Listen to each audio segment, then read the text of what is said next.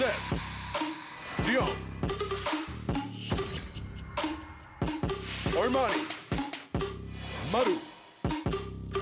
Most competitive, 1 versus 1 game. Africa TV Freak Up Studio Live. GSL Season 1, Code S. Welcome back, everybody. We're ready for the losers match. This is going to be Armani versus Zest. Now, I think I'm as surprised as everybody else that Zest is in the losers match right now. I'm going to be way more surprised if he actually gets knocked out here. No disrespect to Armani. In fact, I think Armani looked pretty damn good. Yeah. But I think even here, Zest should win. But, you know, I think Armani, honestly, looking a little bit more shaken today than the other days we've had of him in the studio. I mean, he basically had Maru dead to rights. I think Armani was literally on 7 bases to Maru's 3 and then lost the game. Yeah. And then I think from there, he had kind of a weird timing attack that didn't work out. I don't want to, you know, do too much of a deep dive into that because sometimes timing attacks just don't work out. Yeah. But if he can get his head back on and kind of get the shakes out of his system and zone in on what he knows, and clearly he knows a lot, maybe he can give Zest a run for his money. It could happen. Don't forget, this is probably the most effective matchup from the patch. So yeah, good point. I think it's still, you know, there's some undiscovered ground. Like what we saw the other night, I don't think is actually going to be representative of what this matchup's going to look like. Yeah, I think that's fair. We're ready to start this match, guys. The loser of this best of 3 out of the first season of the GSL Code S. 2022 GSL Season 1.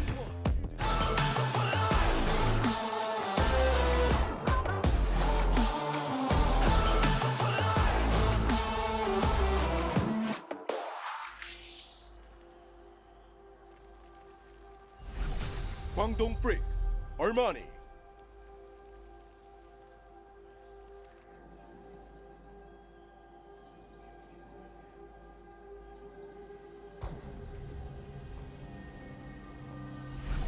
Dragon Phoenix Gaming, Zest.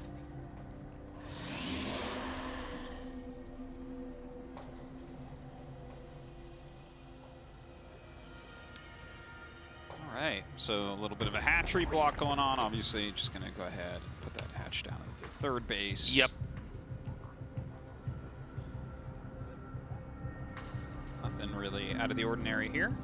So we've already seen a little bit of this matchup before, but I think we're going to have a couple more pros duke it out here in this season before we really, you know, get an idea of where the matchup is. You know, Protoss is, and not just, you know, post-patch or just even a little bit before pre-patch, just kind of in general have been tinkering with different approaches to the matchup, and I mean radically different approaches, from, you know, timing attacks that are so hinged on catching the Zerg off guard that if you don't find the rush incoming in a couple seconds, you can just lose, all the way to the Protoss trying to go toe-to-toe in a very long, drawn-out macro game, and basically trying to, you know, out-deathball the Zerg. So we've seen a lot of different approaches. I think it's actually fair to say that we don't see one that is necessarily better than the other, or we don't seem to have all the Protosses on one same page just yet. And I mean, look, guys, there's no denying it. Zerg's been very strong in StarCraft 2 in the last couple of years, and so I think especially for Protosses, that's a bit of a burden, you know, trying to figure out exactly how to get a handle on how to take them on. Sure, sure. One thing I want to point out, now we do see the Stargate going down, but Zest immediately removed one of the mineral patches from his high ground, right, for a more direct route across the map. Right. I find that interesting. Like, that's not just in his build for no reason. Right. He decided that that was a good time to remove those minerals, so it makes me feel like we're going to see, like, maybe some fast pressure, but then I see the Stargate. So I'm like, I wonder how that's going to pair together. Yeah. Is that just for the Adepts to go through a little bit quicker, maybe? Hard to say. I mean, it could be. You know, if the Zerg sees that too, that can a lot of times kind of telegraph all the intentions for the Protoss like as well. It's true. Like, you're not like, no, I mined that out so you could get to me faster. Yeah, you exactly. Idiot. Exactly. But, you know, right now the Overlord has to be killed off. The Oracle, I mean, the Oracle doesn't really tell us much of anything other than that there's going to be an Oracle, you know, moving out and trying to kill stuff and tag stuff. But, you know, a lot of these, if it is a timing attack, you know, we're going to see it all activate very quickly. Twilight coming up behind. Let's see what upgrade that's going to be for momentarily. Twizzle Whizzle Council. Twizzle Whizzle Council. I'm going to spice it up, man. GSL's been on for a long time. It has been. We got to just rename everything. Yeah. We already have Ultra Legs, right? That's right. Ultralisk legs. Yeah. Ultralisk thigh muscles. And it's going to be 3 gates. Now, is this going to be Glaives? I mean, Glaives hasn't been that effective. Or is this going to be very much like a kind of in the middle of the road build where you have enough that you don't die and you get your third base up, and really the plans haven't actually shown themselves yet? I think to me it's starting to look like that. We've got Glaives coming, but with this many gates, which isn't that many, by the way, and a Nexus coming, I mean, that doesn't tell me that you're really going to commit onto something. That tells me you want to have enough Adepts with Glaives that you could fight in case the Zerg tries to, you know, if push comes to shove, they're going to try to take out your third. You can actually hang on. Yeah. I think that this is just like, I mean, 4 gate is not that many. He does have that third Nexus, so just a little bit of pressure. I want to see what is, like, I think he's going to put down a Robo. I'd be really surprised if he doesn't put down a Robo really soon here. But I would guess that from here, if you're going to get Glaives here and, like, show more Adepts, I think what you're going to want to do is keep them alive and go into Disruptor, probably. And that could be a really good approach in general to try to, like, come into the matchup with. And you know, he's got Adepts. Oh, second Stargate. Okay, that's really interesting. Yeah. Plus air attack. We're coming here with some very different ideas. Glaives are not done, by the way. They're about to be. But it does seem like the Zerg was actually a bit caught off by the Adepts coming in here. And maybe Armani's underestimated this. And I don't think this is, you know, necessarily engineered to do as much damage as it's done. But here it is. And, you know, this is Adepts. It's not an all-in, by the way, guys. I mean, you know, he can basically keep shading across wherever he needs to go. Yeah. And this is a lot of damage for Armani, and with the Protoss behind this, setting up for an extremely well-positioned mid to late game. Yes. So, like, this is really bad for Armani. This looks fantastic for Zest. He actually recalls 3 out once the damage is done. That'll add a little bit of muscle to him. He's making Void Rays 2 at a time. And, I mean, you can't transfuse off Creep Tasteless, so a counterattack here is not that scary. Well, he might just have decided that he's lost, and so he's like, all right. Yeah, he's making nothing but links. Like, he's going to have a lot of damage coming out. And, I mean, if you ally him and let him kill your Void Rays, that'll definitely help. But throwing down a battery. Third Stargate is coming up. This is going to be a lot of damage output. That might be the problem, is that he doesn't have high enough DPS at this point to slow this down before taking massive damage.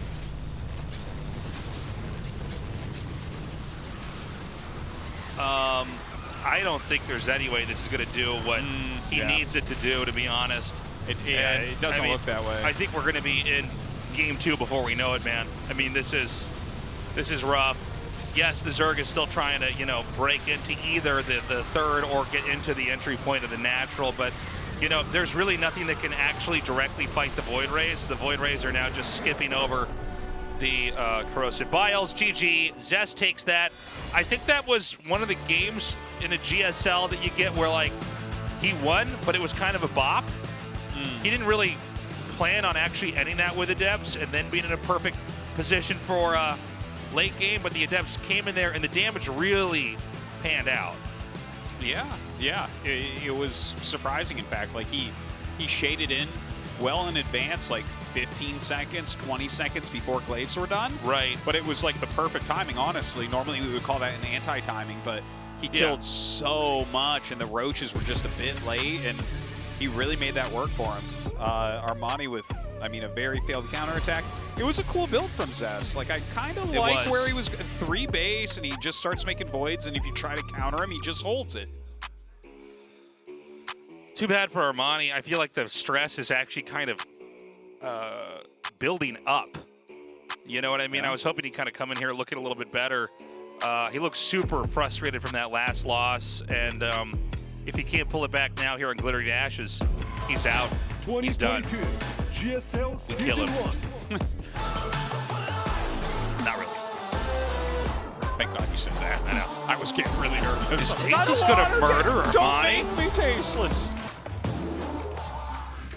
No, man, I hope he can bring back a better game.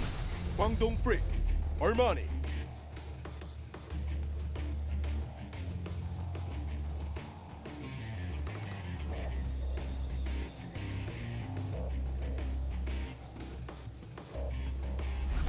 Dragon Phoenix Gaming, Zest.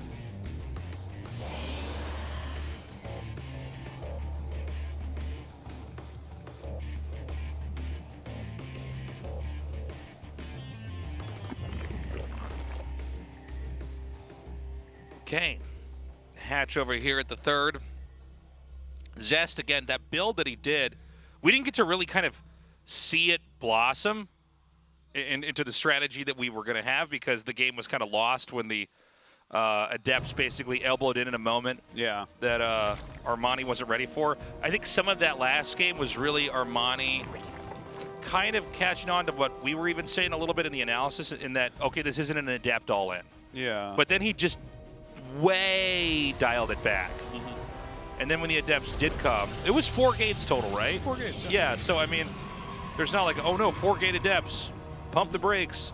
But at the same time, you do need to have enough to at least kill the Adepts and get control of your side of the map. And so, you know, unintended, the win was really of an unintended consequence of Armani not having the right balancing act there on defense. And that's really what Zerg is all about a lot of times. Oh, for sure. Is you have to have the right amount of drones versus the right amount of attacking units and navigate that to a point where you are going to win either defending someone who's going to try to do a timing or just sort of controlling the map and eventually winning in a macro game.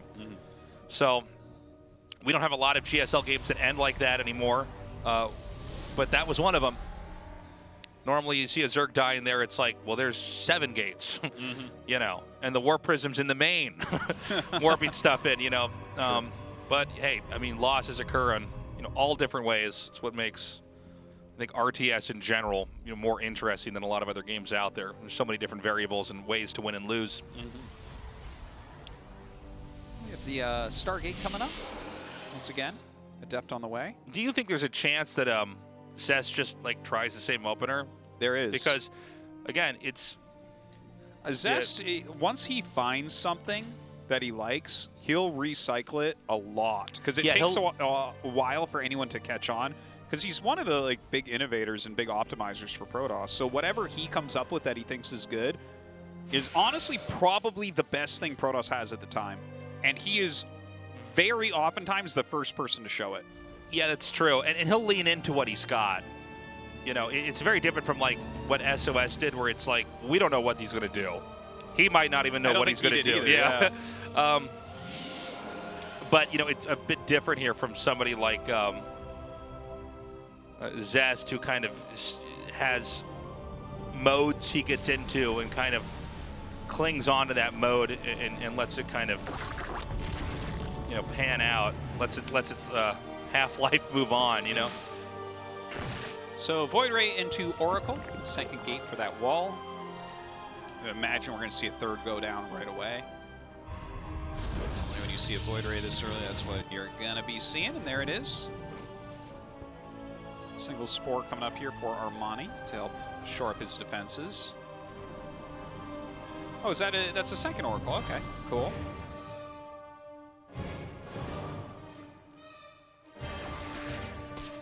And Link gets picked off very easily here. We don't see the ground tech yet. Ooh. Gotta be careful. That's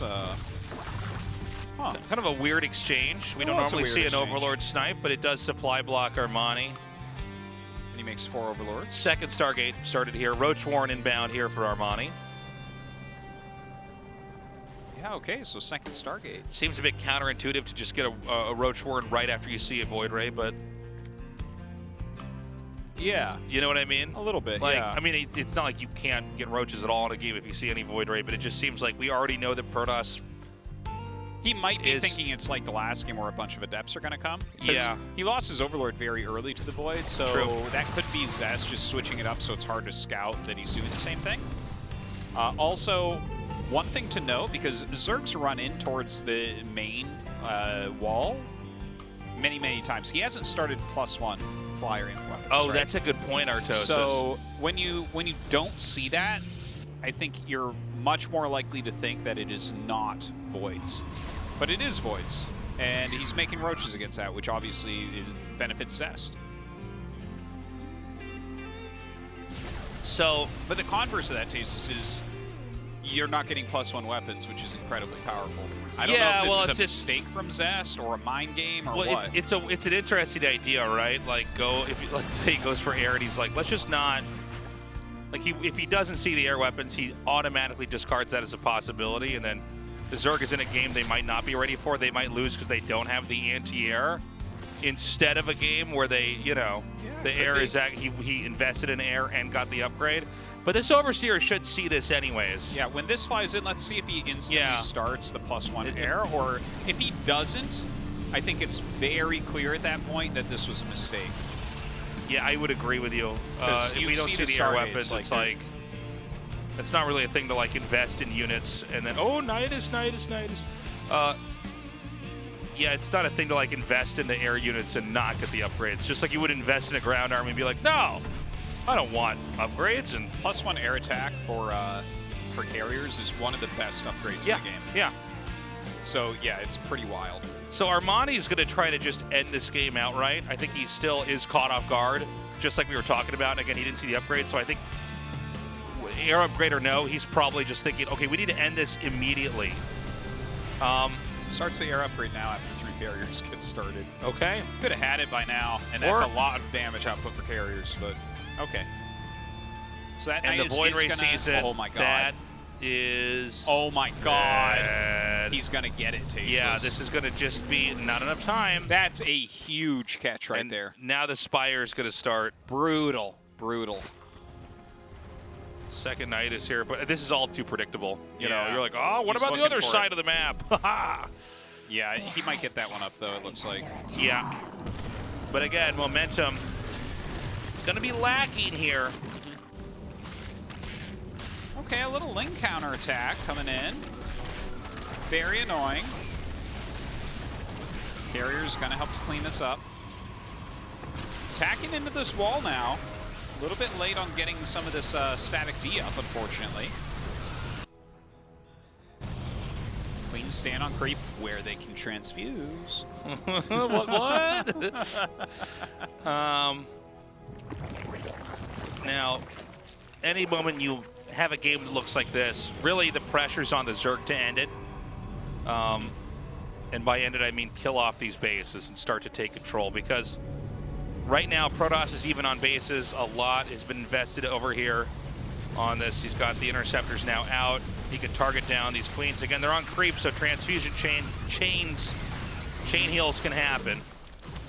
Yeah, honestly, I would like to see a little bit more static D here. Just a little bit more, 2 more cannons. Yeah. Something like, or 2 more batteries rather, another cannon, something like that. But I guess Armani actually pulls back. Okay. Well, he bails on this position, but I mean, I feel like this is getting to be a pretty clunky game from him. Yeah, it was rough when that first one got shut down.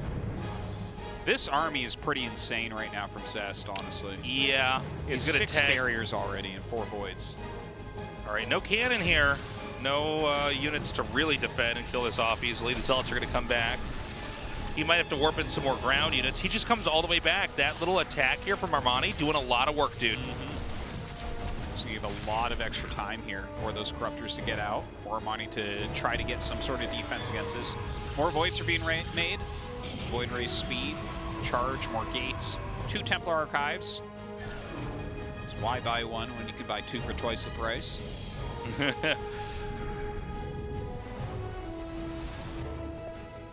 And, you know, I'm not... Not sure what Armani's going to be able to get done here. He does have the Corruptors, and we may end up in one of these games where the Corruptors, you know, come out and, you know, he might be able to kind of snowball the fight in the air, but then he has that kind of Corruptor problem where it's like, okay, well, these can't attack ground, and they're actually hard to get rid of after that point in time, too. Look how many charge lots and Archons there are around. Yeah, so like, let's... does he have the ground army to actually deal with that? I'm actually not sure. He might not. Doesn't feel like it. Or at least if he has it, we haven't, you know, seen it on camera yet. But, you know, 2 Archons and a bunch of Zealots can also just shred through the ground. Yeah. You only got to win one of the fights. That is a podunk ground army right there. I am liking this for Zest right now. Yeah, he's looking pretty good. All right, here come those Corruptors. The Archons can't get anywhere near those right now. Well, but it doesn't matter. Yeah, the Zealots and the Archons just push away everything that's over there. 12 o'clock looks like it's likely to fall, and I just don't think that there's actually enough here for Zerg to win this fight, especially as the, a minute ago, the Void Rays were shift-clicked down onto the Corruptors. And again, the ground army is just shredding here, and once this Archon just starts to hit these, oh, I guess not. I guess there's so many more roaches than I realized. Excuse me, guys. Yeah, well, he does have more popping out right now. Some bios end up hitting these air units, but the carriers will end up winning this battle without a doubt. And if he wins the fight in the air, he doesn't have to stop. He can keep moving. Look for new targets here. Take the Roach Warren out. And, I mean, I think there's definitely the funds available here that he can actually just over and over and over again keep hitting different areas. The Corruptors are going to come forward here. He's going to try to micro that carry back a little bit late on the movement there. And finally, there's enough Corruptors to actually win this air fight. The 2 carriers are going to get recalled back home. But now the Zealots are starting to do more and more damage here on the ground. Yeah, being sent absolutely everywhere right now. Some Zerglings popping out to try to fight against them. No upgrades on those Zerglings, so they are not going to do very well against these upgraded Zealots. Well, I guess they only have +1 plasma, so it's not that good. Some Roaches and Ravagers as well. I mean, Zest is on 4 base, which is, that seems problematic here for Armani, doesn't it? Yeah, well, I mean, it's... If he was on 3 base, I'd be like, all right, Armani, you're doing it. No, I feel like, you know, he's beaten him down pretty hard. And now we have this game where it's like, okay, you've got a bunch of Corruptors, time to barf on the buildings, I guess. He is going to go into the Greater Spire. See, this is why you get the 2 Templar Archives. This is exactly why, Artosis. Zest is just a genius. No ifs, ands, or buts. One is a stunt double for the other. Yeah.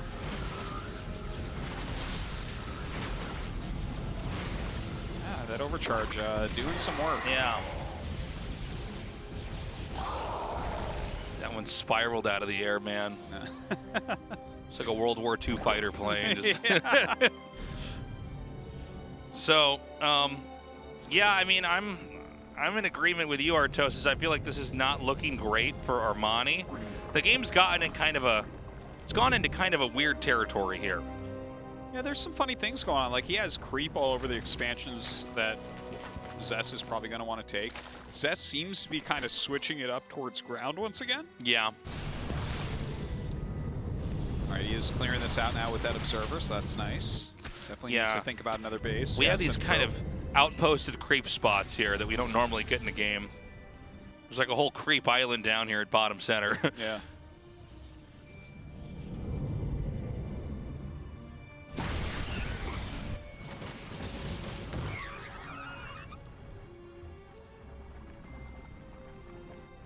Well, this is just kind of the moment where Zest is trying to get his economy built back up a bit. Right.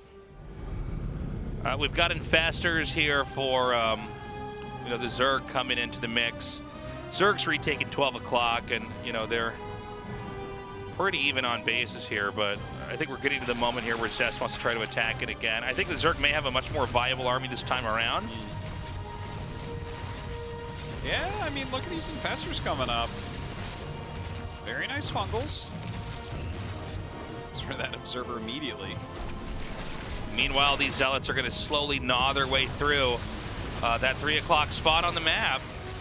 That parasitic bomb as well as fungal onto those voids. A lot of damage being dealt to the air, but the actual standing ground army, very scary here for Zest. Damn. I mean, Zest is just looking so strong, and he's winning on pretty much every front. I think this game's over, man. Yeah, I think you're right about that. It's kind of an unfortunate start to the year here for Armani, but he will be the first eliminated from this very tough group.